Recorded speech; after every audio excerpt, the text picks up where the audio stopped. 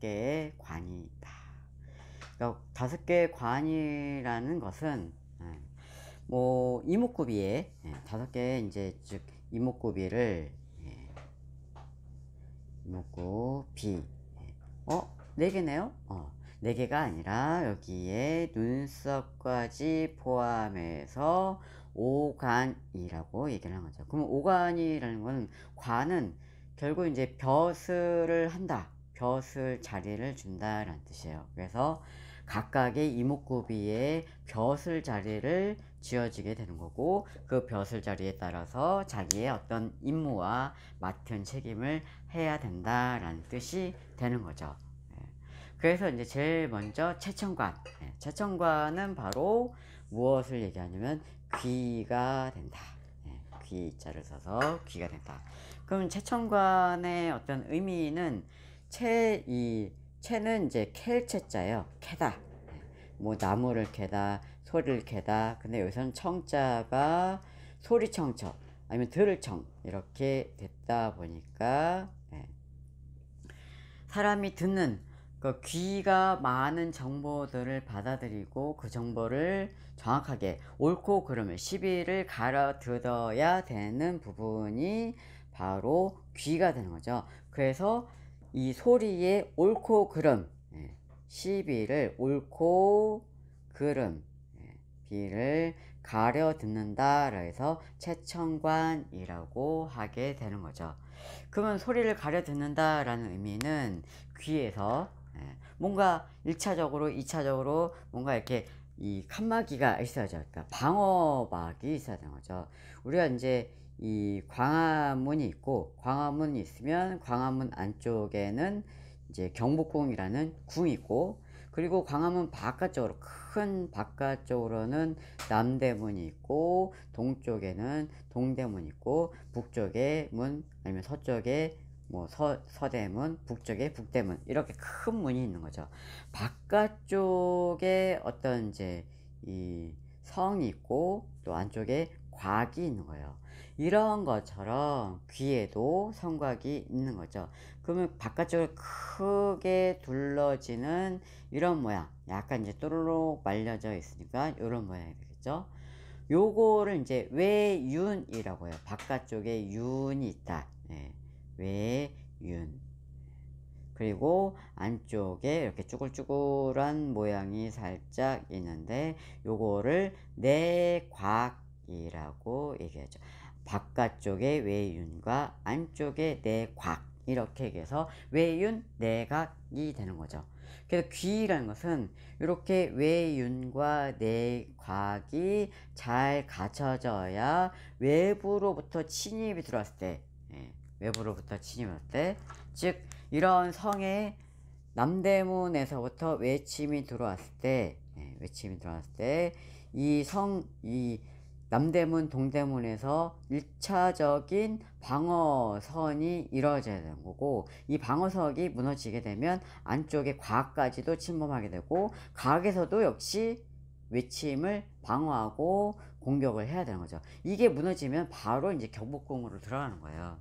그런 것과 같이 외유운에서 어떤 소리, 어떤 시비를 가려야 할 정보가 있고 그 정보를 이 외유운에서 1차적으로 방어를 하게 되고 다음으로 내과학에서 2차적으로 방어를 하게 되고 마지막에 이제 귀의 소리로 들려오게 되는 거죠.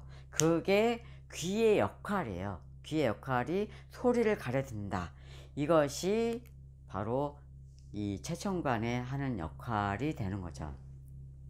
그래서 이런 귀 모양이 반듯하게 예쁘게 단정하게 이렇게 돼야 되는데 기본적으로 해야 되는 부분이 최소한 자기의 눈보다 높다. 모든 상태에서는 눈썹보다 높아야 된다 라고 했는데 그런 귀는 흔하지 않아요. 많이 보지도 못했어요. 제가 뭐 본 거는 몇 번 안 되기 때문에. 그래서 눈썹 높이가 아니라 눈 높이, 최소한 눈보다는 높아야 된다. 그래야 귀로서의 역할을, 최첨관으로서의 역할을 제대로 하게 된다.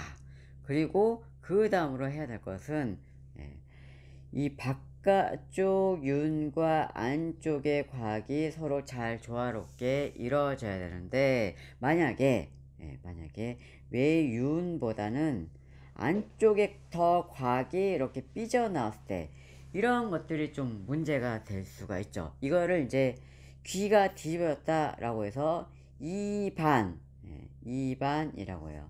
반자는 뒤집힐 반, 뒤집힐 반에서 귀가 뒤집어졌다, 내각이 뒤집어졌다, 이렇게 되면 정보가 이미 처음부터 외성이 무너져 있는 상태랑 똑같은 거예요. 이미 외쪽에 남대문, 동대문, 서대문, 북대문의 성곽이 무너져 있기 때문에 너무나 쉽게 외침을 받을 수 있는 상황이 조성이 된 거죠. 그래서 2반이 되면, 그래서 그만큼 자기를 방어하고 시비를 가려낼 수 있는 그런 것들이 약해진다 라고 얘기할 수 있는 거죠. 그래서 좋은 귀는 외윤과 내곽이 반듯하게 잘 이루어져야 좋은 귀가 된다 라고 할 수가 있는 거죠. 오관의 이제 감찰관. 감찰관이란 거는 뭔가 감시하다, 살피다. 감찰관이라고 얘기를 하죠. 그럼 감찰관이라는 건 뭔가 보고 뭔가 살피려면 그것이 바로 눈이 되는 거죠. 눈을 감찰관이라는 벼슬을 지어지게 되는 거고, 그 눈을 통해서 우리가 모든 것을 살피고 관찰한다 라는 뜻이에요. 그래서 눈이란 것은 위에 거풀을 이제 상파라고 얘기를 하고, 상파, 그리고 아래 눈꺼풀을 하파라고 얘기해요. 그러니까 파라는 거는 뭐 물결파라는 거니까 크게 의미를 부여하지 않고, 그러니까 뭐 물결 모양과 같다라고 얘기를 해서 상파와 하파로 나눠지게 되는 거고, 그리고 크게는 대동자가 있고 작게는 소동자가 있게 되는 거죠. 누구는 쌍꺼풀이 있고 누구는 쌍꺼풀이 없죠. 근데 그거는 크게 중요하지 않고, 눈에서는 이제 크게 두 가지로 나뉘게 되는데, 이게 상파와 하파를 나뉘고자 하는 것이 아니라, 눈에는 이제 가장 중요한 게 바로 이제 정이라는 기운인데, 이거를 정이 그냥 정자가 아니라 눈의 정기, 눈의 정, 엑기스화. 그러니까 정이란 거는 정밀하다 라는 뜻이에요. 정밀할 정. 그래서 무엇이 정밀하냐? 바로 검은 동자가 이렇게 소동자와 대동자로 나뉘게 되는데, 이 소동자가 보이지 않을 정도로 대동자가 엄청나게 검다. 검고 검어서 마치 옛날에 오칠을 한 듯한 검은 눈동자다. 이것은 이제 칠흑과 같다. 칠흑과 같다 라고 얘기하고, 뭐 흑칠, 칠흑 이렇게 얘기를 하죠. 이런 것이 바로 음의, 검은 것은 음이 되고 음의 정이 된다. 그래서 눈동자가 검으면 검을수록 달의 정기를 받았다라고 해서 그만큼 그 사람의 어떤 이 정밀하고 깊이가 있다라고 얘기를 많이 하게 되는 거죠. 그러면 그만큼 그 사람의 사고력이 깊다. 그 사람의 하고자 하는 일이 정밀하게 된다라고 얘기를 하죠. 그러면 이 음이 있으면 양이 있어야죠. 음이 있으면 반드시 양이 있어야 되는데, 그것은 바로 눈동자의 빛이 되는 거예요. 사람의 눈은 모든 사람이 다 빛이 있는 건 아닌데, 더러 몇몇 사람들이 빛이 아주 강렬한 태양과 같은 빛이 있는 거죠. 이 검은 대동자 속에 아주 강렬한 빛이 숨어 있으면, 반짝반짝하는 빛을 이거는 양의 기운이 빛이 난다. 그래서 양광이라고 얘기를 하기도 하고, 그 양광을 다른 말로 신이라고 얘기를 해요. 여기서 신은 뭐 귀신신 이렇게 읽을 수도 있지만 보통은 이제 그 사람의 정신을 의미한다. 그래서 이 정신은 사람에게서는 태양, 해와 같은 역할을 하게 되는 거죠. 그래서 음의 정기와 양의 신이 합쳐져서 바로 눈의 기운이 된다.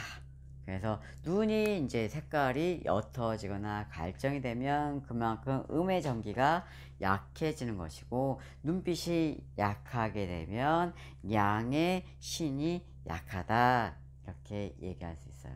그러면 이제 눈이 탁하고 흐리고 뭐 이렇게 맑지 못하면 그런 눈은 좋지 못한 눈이고, 눈이 검고 밝은 빛이 빛나게 되면 좋은 눈이 된다 라고 얘기할 수가 있죠.